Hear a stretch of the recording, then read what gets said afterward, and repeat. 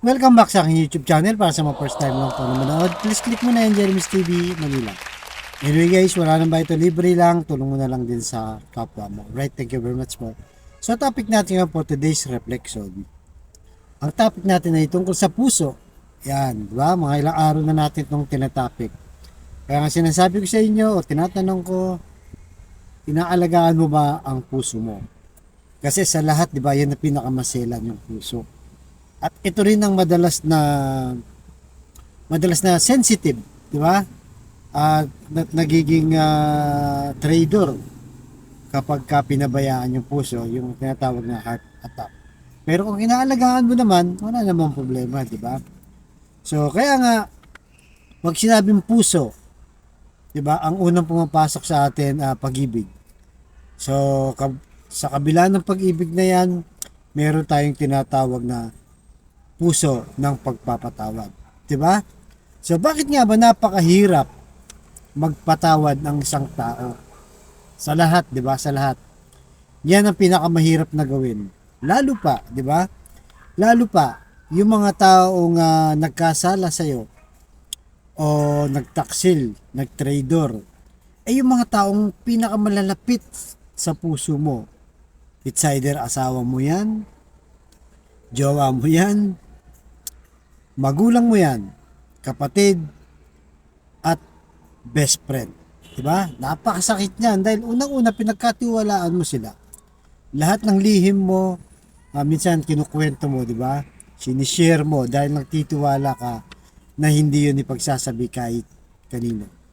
Tapos ang mangyayari, hindi mo alam, minamarites ka na pala.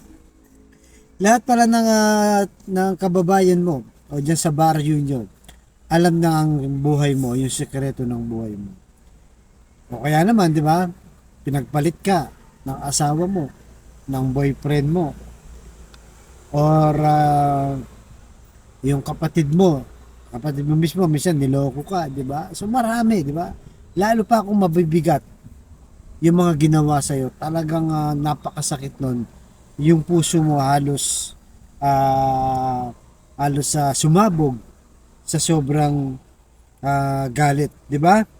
So ang nangyayari niyan, guys, habang tumatagal, nai-stress ka pa dahil kung paulit-ulit mong naiisip kung bakit nagawa sa iyo yung mahal mo sa buhay, yung best friend mo, yung asawa mo, yung jowa mo, 'di ba? Na hindi mo inaakala na gagawin sa iyo. Kaya ang nangyayari ngayon, habang tumatagal, nai-stress ka.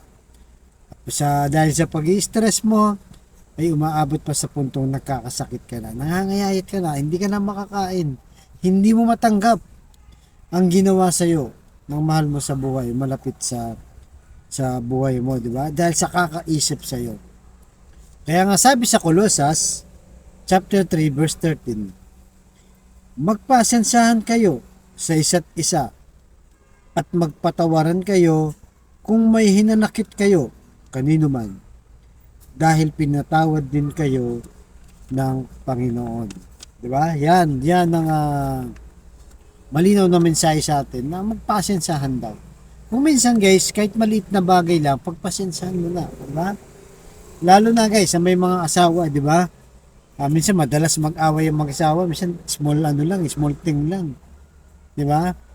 Hindi lang masarap ang luto, inaway mo na yung asawa mo. 'Di ba? Na-late lang yung asawa mo lalaki, galit na galit ka na. 'Di ba? Marami pang sitwasyon na minsan ang maliit na bagay lang pinag-aawayan nyo. At ang pinakamatindi pinag-aawayan, lalo na sa mag-asawa, yung pera, 'di ba? Kung halimbawa nasa short na kayo, dami nyong utang, hindi nyo ma-provide pangangailangan ng mga anak nyo dahil limit nga lang ang sweldo nyo. Minsan nagkaka-problema sa pera, 'di ba? Nag-aaway kayo. So ang gawin nyo, bakit di na lang kayo mag-isip ng paraan para dumagdag yung kita nyo para makatulong dun sa problema nyo, 'di ba? Sa magkakapatid naman, minsan di mo lang napagbigyan, di mo natulungan. Lumapit sa'yo, nanghirap ng pera, kaso wala ka ng pera. Hindi mo napahiraman, nakala madamot ka, 'di ba? Ganun din, guys. Maraming mga sitwasyon na simpleng bagay sa pinag-aawayan. Kaya nga sabi dito, magpasensahan na lang kayo. At kung may hinanakit kayo, magpatawaran kayo. Di ba? Yun ang pinaka the best na magpatawaran na kasi nga naman habang tumatagal lalo lang nakakaproblema guys. Hindi lang naman sa parte na ikaw ay niloko, di ba? Ikaw lang naman nagdadala. Hindi, pati yun nanloko sa'yo. Sigurado yun. Nahihirapan din. Masama rin ang loob. Kasi bakit niya nagawa yan? O kung gawain man niya yon, eh, siyempre kahit pa paano, may konsensya pa rin yan. Pinapahirapan pa rin siya ng kanyang konsensya. Kaya nga guys, yung pagpapatawad ay utos kasi yan, di ba? Utos yan. Patawarin mo ang iyong kapatid para ka rin ay patawarin. So may kapalit yun. Pag nagpatawad ka, patatawarin ka rin. Dahil hindi naman, lahat naman tayo is makasalanan, di ba? Kaya nga dahil hindi natin kayang bayaran ng ating kasalanan sa Diyos, di ba? Siya na mismo ang bumaba, ang ating Panginoong Yesus, bumaba mula sa langit papunta dito sa lupa upang makisalumuha sa atin at ang pinaka magandang ginawa niya ay tubusin tayo sa ating kasalanan dahil hindi natin kayang tubusin ang ating kasalanan. So bakit niya ginawa yan? Na nandun niya sa langit, isa sang Diyos, di ba? Bumaba siya sa lupa, di ba? Naghirap, di ba? Hindi lang hirap, pati yung laman. Di ba? Nung pinarusahan siya, dinurahan siya, tinadyakan siya, pinasa niya yung krus, okay lang sa kanya. Dahil ang lahat ng yon ay pangtubos sa ating mga kasalanan. Ganun ang pagmamahal niya sa atin. Kaya ang tinuturo niya ngayon ay magkapatawaran tayo. At magpasensahan na lang para wala nang nagiging problema. Dahil yung pagkamatay ng ating Panginoong Hesus doon sa krus ng Kalbaryo 2,000 years ago, ayan ang pinakamagandang regalong pinagkaloob niya sa atin. Na yung kanyang pagmamahal ay kaya niyang